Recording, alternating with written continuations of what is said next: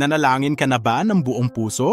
Bumangon ka upang tulungan ang mga dukha at natuklasan pagkalipas ng ilang oras na nagdududa pa? Nag-aalala ka at nagtataka ka. Narinig ba talaga ng Diyos ang sitwasyon mo? Kung gayon, ito ang mensaheng kailangan mo ngayon. Maraming mananampalataya ang taimtim na nananalangin, harangan ng sarili nilang mga sabot. Hindi habang nagdadarasal, kundi pagkatapos, sapagkat ang panalangin ay hindi natatapos kapag sinabi mong amen. Patuloy itong nasa iyong isipan, sa iyong mga desisyon, at sa iyong pananaw sa buhay. Malinaw itong sinasabi ng Biblia sa Marcos, Kabanata 11, versikulo 24, lahat ng iyong ninanais sa panalangin, maniwala ka lamang na natanggap mo na ito. Ganon din ang mangyayari sa iyo. Ibig sabihin nito ay kung ano ang iniisip mo pagkatapos ng panalangin. Ang desisyon mo at ang iniisip mo pagkatapos manalangin ay pwedeng palakasin ng iyong pananampalataya o lubusang isabotahe ito. At hindi man lang napapansin ng karamihan na ginagawa ni Laylan.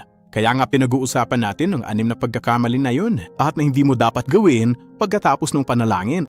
Una, huwag mong hayaang maghari sa iyong isipan ang pagdududa.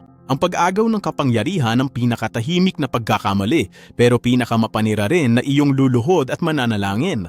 Taos puso kang lumalapit sa Diyos at nagkakaisa. Isang sandali ng kapayapaan, pakiramdam mo ay narinig ka ng lalit, pero pagkatapos ay bumangon ka.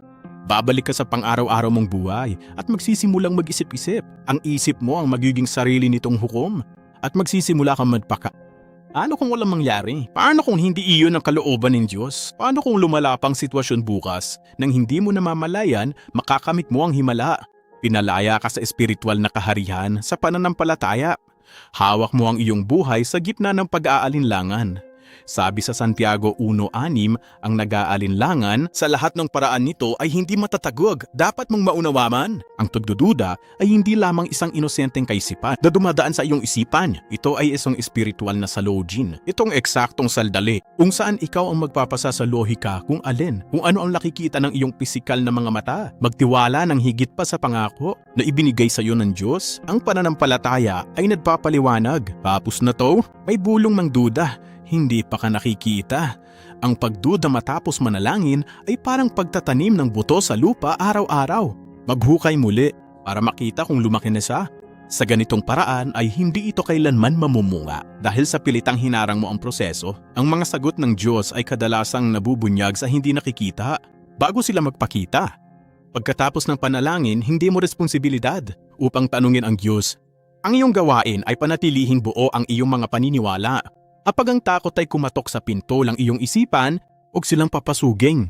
Sagutin mo siya ng may otoridad. Narinig ako ng Diyos. Ang Diyos ay gumagawa sa pangalan ko at ang sagot para sa akin ay paparating na.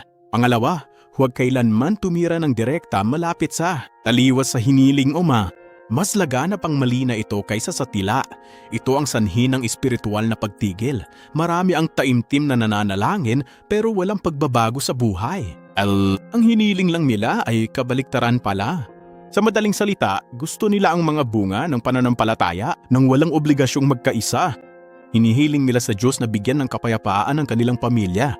Pero sila ang mga unang nagpapasimula ng mga pagtatalo at sigawan sa hapagkainan. Humihingi sila ng banal na patnubay sa kanilang bukasyon. Ngunit kung bibigyan sila ng Diyos ng malinaw na tagubilil, baliwalay ng mga ito.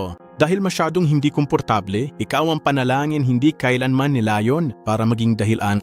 Para hindi lang sumunod, ang panalangin ang simula, hindi ang dulo. Sabi sa Santiago 1:22, maging tagatupad kayo ng salita at hindi tagapakinig lang.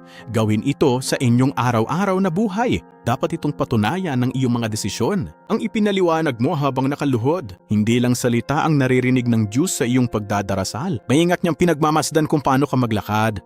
Kapag bumangon ka, kung mananalangin ka para sa paglago ng pananalapi, pero wala kang disiplina at pabigla-bigla kang gumagastos. Sinasabotahe mo ba ang sarili mong proseso kapag nananalangin ka para sa kaligtasan mula sa isang masamang bisyo, pero patuloy mo pa ring binibisita ang mga lugar na nakakabigani sa'yo? Sinasalungat mo ba ang sarili mong kahilingan? Inahahalagahan ng Diyos ang iyong pananampalataya? Sinuportahan din niya ang pagsunod mo?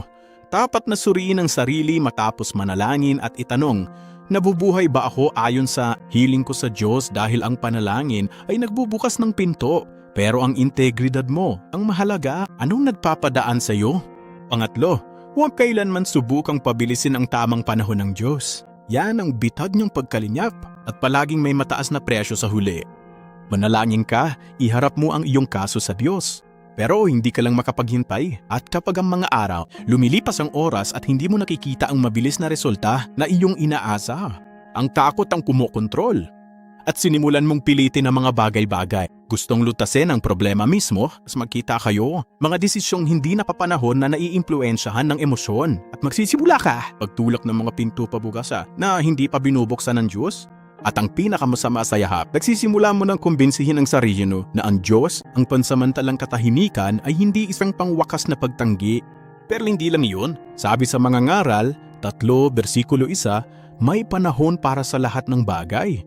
At may panahon para sa bawat bagay sa silong ng langit. Hindi kumikilos ang Diyos ayon sa oras ng iyong pagkabalisa. Kumikilos siya ng may estratehiya. Minsan, ang pagkaantalang ito ang nakakadismaya sa iyo. Hindi ito pagtanggi, kundi isang kinakailangang panahon ng paghahanda. Natatandaan mo ba si Abraham? Nakatanggap siya ng isang napakagandang pangako mula sa Diyos. Ngunit dahil hindi na siya makapaghintay sa takdang panahon ng langit, nagpasya siya upang lumika ng sarili niyang himala at maging ama ni Ismael. At ang kawalan ng pasensyang ito ay masasakit na bunga. Ang mga henerasyon ay tumagal. May isang batas espiritual na hindi mo maaaring baliwalain. Ang pinipilit mo gamit ang sarili mong mga kamay. Ikaw ang bahala at magbabayad para sa pasanin na yan. Pero kung may ibibigay ang Diyos sa tamang panahon niya, binibigyan ka rin ba niya ng walang hanggang biyaya upang matanggap ito? Ang paghihintay sa Diyos ay hindi isang pasibong pag-upo. Ito ay aktibong tiwala. Ito ay isang matatag na desisyon, hindi gumalaw. At huwag gumawa ng mga padalos-dalos na desisyon hanggang sa bigyan ka ng berdeng ilaw ng Diyos. Pang-apat, huwag mong bawiin ang ibinigay mo na sa Diyos. Sa lahat ng mga pagkakamaling ito marahil ang pinaka-nakakapagod. Sa antas ng pag-iisip at emosyonal, lumuhod ka at manalangin, umiiyak ka at ibinabahagi ang buong problema sa Diyos. Pero makalipas ang 2 oras, nag-aalala ka pa rin gaya ng dati. Hilingin mo sa Panginoon, kontrol sa utang na ito. O kaya'y harapin ang sakit na ito. Pero sa sandaling sabihin mong angin, patuloy mo pa rin ba itong iniisip buong araw? Obsesibong hinahanap ang problema, sinusuri mo ito?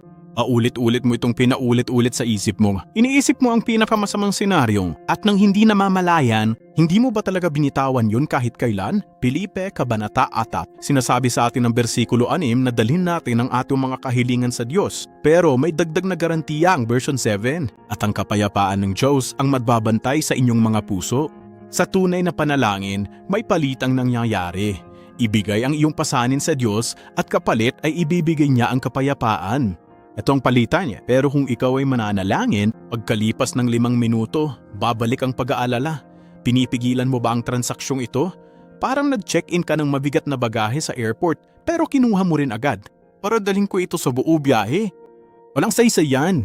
Maraming mananampalataya ang di na kailangang manalangin. Disiplina sa isip ang kailangan nila. Ang takot mo ay madalas wala sa mismong problema. Siya ay nagmula sa kung ano ang pipiliin mong patuloy na isipin pagkatapos ng panalangin. Ingatan ang iyong isipan tulad ng isang mandirigma kapag sinusubukang bumalik ang takot. Buksan ang iyong bibig at ipaliwanag. Nasa ilalim na ng kontrol ng Diyos ang lahat. Tumanggi ako mamuhay sa takot. Nagdesisyon akong magtiwala sa aking Ama. Pang-5, huwag kalimutan ang kapangyarihan ng mapagpamalasakit na pasasalamat. Yan ang pagkakamaling hindi pinapansin ng karamihan dahil iniisip nila, tanong lang yan, mabuting asal at hindi isang sandata ng espiritual na pakikibigma. Nagdadasal sila at humihingi. Pagkatapos manalangin, itutuloy nila ang buhay nang hindi nagpapasalamat sa Diyos sa anumang bagay. Ang pasasalamat nila ay nakadepende lang dito para makita muna ang huling resulta. Ngunit sa kaharian mang Diyos, ang pasasalamat ay hindi isang formalidad lamang. Ito ang pinakamataas na pagpapahayag ng pananampalataya sa pamamagitan ng gawa. Unang sulat sa mga taga-Tesalonica, Kabanata 5, versikulo 11 ay one direktang utos. Magpasalamat sa lahat ng bagay. Tingnan kung paano humilo si Jesus. Nang siya ay tumayo sa harap ng libingan ni Lazaro, malakas niyang pinasalamatan ang kanyang ama. Bago niya nakita ang himala, hindi siya nagpasalamat sa Diyos. Pagkatapos na mabuhay muli ang patay, siya ay nagpasalamat bago pa man matanggal ang bato. Para sa paunang pasasalamat, ipinapahayag ang pasasalamat sa espiritual na kaharian. Ama, lubos akong nagtitiwala sa iyo. Kaya alam kong parang ikaw para sa akin at nagpapasalamat ako sa tagumpay na hindi ko pa kayang hawakan. Maraming deboto ang nabubuhay ng bigo dahil nakatuon lang sila sa wala pa. Ngunit kung magpapasalamat ka ng may pananampalataya, magbabago ang iyong pananaw, titingala ang puso mo sa langit at ang iyong kapayapaan ay tatatag at magpapasalamat. Kahit na tila malungkot pa rin ang sitwasyon, tumayo at sabiling, "Salamat Panginoon dahil dininig mo ako. Salamat dahil nagtatrabaho ka sa likod ng mga eksena. Salamat sa tugon, paparating na ito." Ang lubos na pasasalamat ay hindi naghihintay para makakita ng patunay. Naniniwala muna siya para mapalaya sila. Pang-anim, huwag lumayo sa Diyos pagkatapos manalangin. Kung hindi, nagiging ritual lang ang panalangin. Tandaan, ang panalangin ay hindi lang isang aktibidad. Ito ay bahagi ng isang patuloy na relasyon. Maraming tao ang taimtim na nananalangin sa mga sandali ng matinding pangangailangan o matinding krisis. Pero sa sandaling matapos sila at magsabi ng amen, babalik sila sa kani-kanilang buhay na tila walang Diyos. Nagdadarasal sila sa umaga pero hihiwalay sa espiritu sa pagdedesisyon sa trabaho, pagnegosyo o kumuntak sa pamilya. Sa unang Tesalonika, Kabanata 5, sinasabi sa bersikulo 17 na sinong sumisira na relihiyosong kaisipang ito. Sa walang tigil na panalangin, huwag umasa sa makapangyarihang espiritual na resulta. Kung ang ugnayan mo lang sa Diyos ay 5 minuto, at kakausap lang kapag may problema ka, dapat manatiling buhay ang koneksyon. Ang iyong pagiging sensitibo sa tinig ng Diyos ay dapat manatiling aktibo.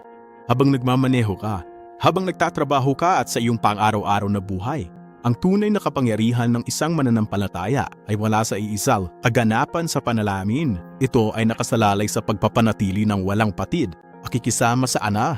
Hindi agad magbabago ang iyong panalangin.